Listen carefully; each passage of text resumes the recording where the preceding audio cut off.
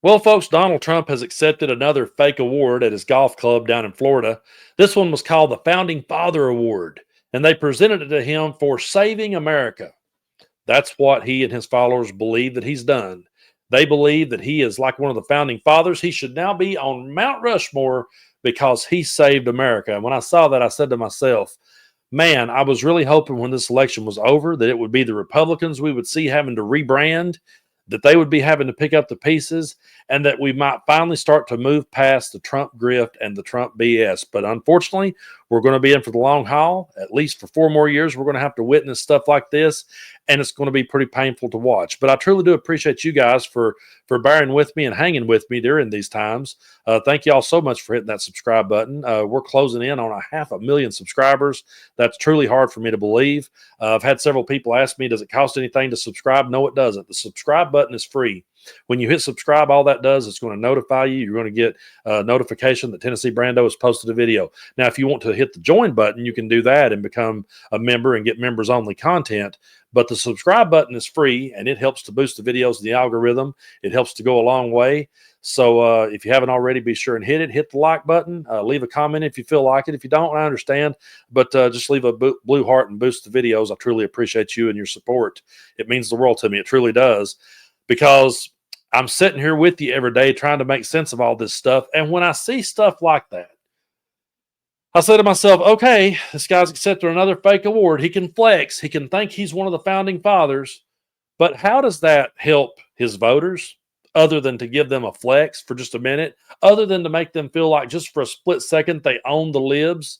And they'll tune into this video to go, yeah, oh, Brando's mad because they give Trump a founding fathers award.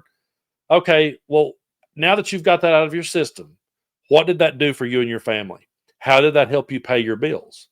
How did that help you buy a home? How did that help you with everything you're working on in your life? How did that restore any of your daughter's rights? When you're standing over her bed and she can't get the help she needs, and you realize that your vote is why she can't get the help she needs, then is flexing at Brando going to be worth it at that point? Is his made up awards and his made up bullshit going to matter to you then? That's the question that I sincerely have for these people. You know, it's like you voted to flex at people. You voted to own the libs. You voted because you thought the 2020 election was stolen, and you was just trying to get back at Joe Biden, get back at Hunter Biden, get back at the Biden crime family. But what did it get you? What did it actually get you other than a quick flex on social media? Because you're already hearing from his own mouth him say, yeah, it's going to be hard to bring the prices down. Don't know if we can do that. You're already seeing them say they'd like to shut the government down again. You're already hearing that. You're already hearing that your life is not going to be made any better because you voted for Donald Trump. So what did that moment of owning the libs, fighting the culture war, flexing in a comment section, or trolling somebody actually get you? It's truly sad that people live in a world where they thrive on that type of behavior, and where that type of behavior is the only hope they have. What I've tried to say for so long and tried to drive this point home is that aside from the WWE-style rhetoric, aside from the Jerry Springer style of rhetoric, there's no real substance to MAGA and to Donald Trump. All he's ever done is empowered cruel people. All he's ever done is empowered hateful, bigoted people. And all he's ever done is empowered uneducated people. And he definitely wants to do away with the Department of Education because he wants as many stupid people as he can because he loves the poorly educated.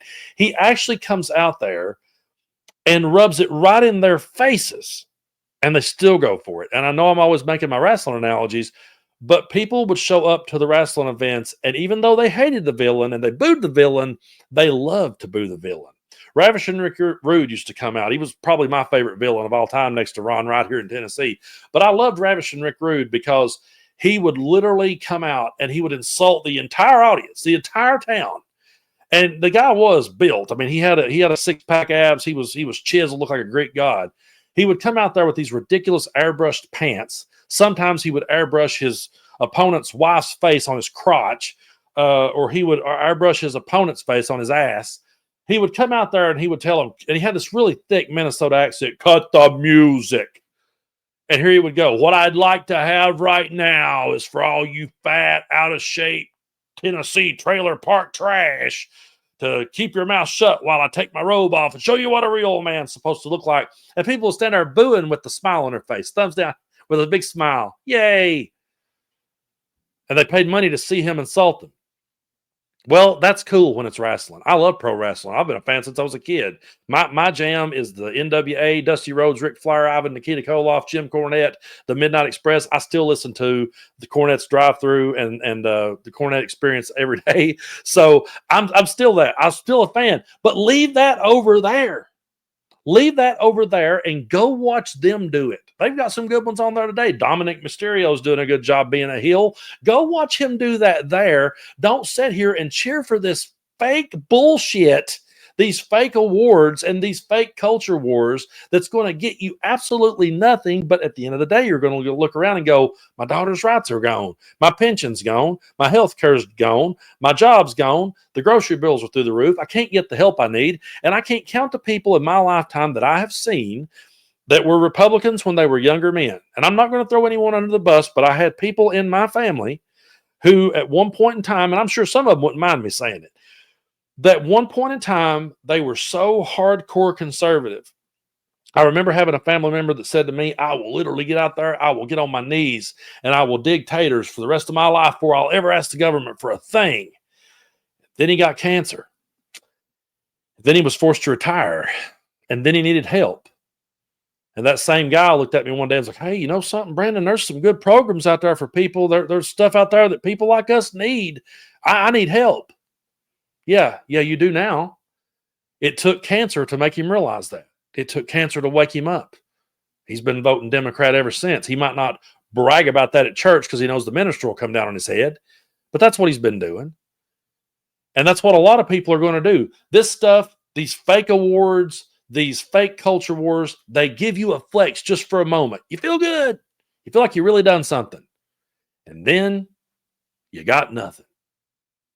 And he actually came out and told you, yep, I can't lower the price of eggs. It's my bad. Just like he said the first time, they're going to pay for the wall. And then, well, they're not going to. And I never will forget this. I told the story earlier to my dad, and he just face palmed.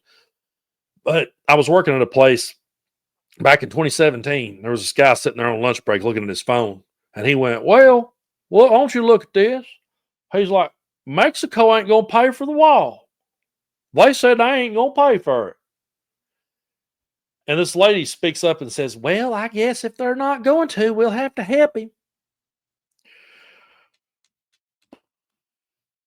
And they're still here. Well, I guess we're just going to have to pay extra for them eggs.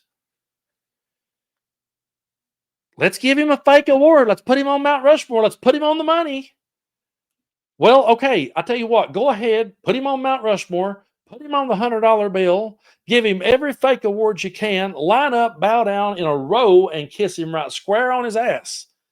But when it's all over, tell me what you got out of it aside from that little instant gratification. I owned a liberal. I kissed Trump's ass. I did it. What did it get you, though? What did it really get you? That's the point I'm going to keep driving home over the next 4 years. What did that get you? I'm going to call it out every time I have a chance. Every time he fails, and trust me, he's going to fail miserably, I'm going to be right here being that dude. Told you so. Told you so. Yeah, that's what happens. And to all of you that stayed home, yep, elections have consequences. This is what happens. Yep, I'm sorry for your luck. This is what happens.